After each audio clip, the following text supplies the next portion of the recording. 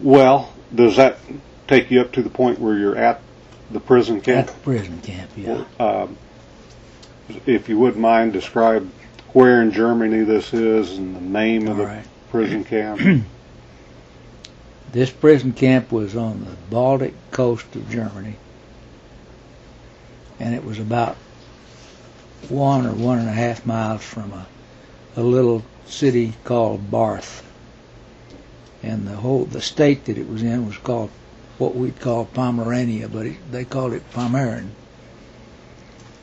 And we were about 60 miles south of Sweden. All of that across water. All right. And judging by the serial numbers, they had more than, or at least they had as many as 5,000 prisoners of war there, mostly all airmen, in that camp who'd been there anywhere from 2 or 3 years, or from big part of 1 year to 2 or 3 years, and and most of these people got there were Americans, and they'd gotten there in the last year, probably in '43. And when you arrived there, how did you get settled into some semblance of a normal day-to-day life? Well, when we got, they took us to the compounds of the camp had 3 compounds, I believe it was then, and they took us to a compound where the barracks were all full. They were all occupied, and these were 1-story long barracks. And in August. In August, yeah, early August, and maybe mid-August. Anyway, there were no rooms available for us, but they had put up tents just outside of these barracks, and they had components to make up wooden double-decker beds, and they had slats for the bed, and the mattresses were bags of Excelsior wood shavings. Okay. And so they gave us bed parts to put together, and they gave us the mattress, and they showed us where the pile of Excelsior was, so we could stuff our mattresses with it. And then we were home. That was it. What types of routines could you count on a daily basis for food and just creature comforts, food and shelter and toiletry facilities and shower and just taking care of just basic hygiene and feeding yourselves? All right. This camp, as I told you, the one we were put into was it was full and had been in existence long enough that they had a mess hall set up there, which was a permanent building, and they had cooks and everything.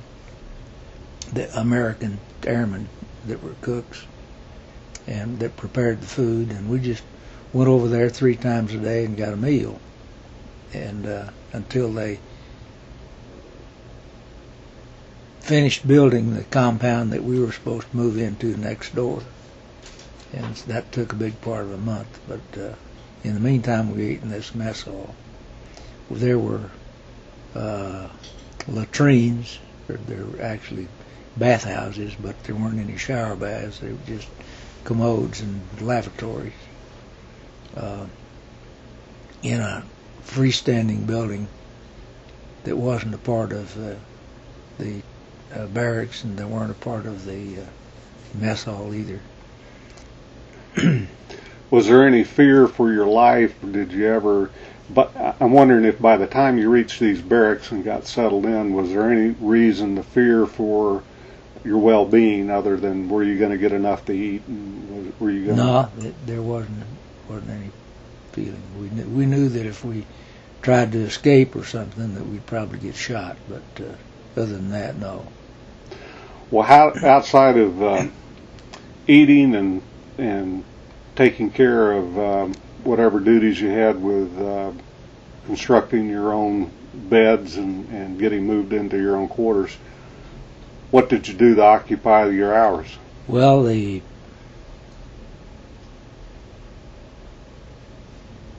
believe the YMCA had furnished sporting equipment.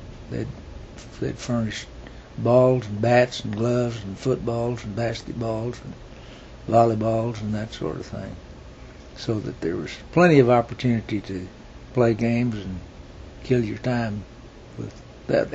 And by the way, at that time of the year in northern Germany, it was fairly pleasant, and the sun, we were getting up close to the Arctic Circle, close enough that the sun was way down there. And this grounds that we were in was all sand, and it was kind of like being on the beach. Everybody was getting a tan.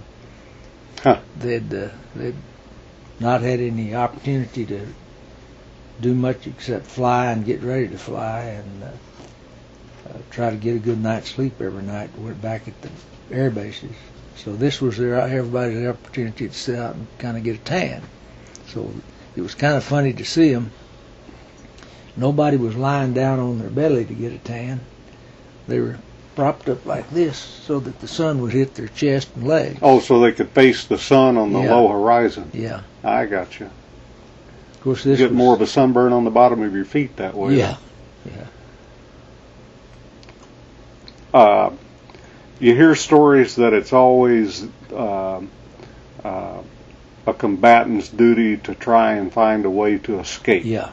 And how did that play out? All right. Well, that played out that by the time we got there, the jig was up. That was over, because the guys that had been there for the year before had dug all kinds of tunnels and almost escaped. I think 3 people finally escaped, and all but one of them was captured.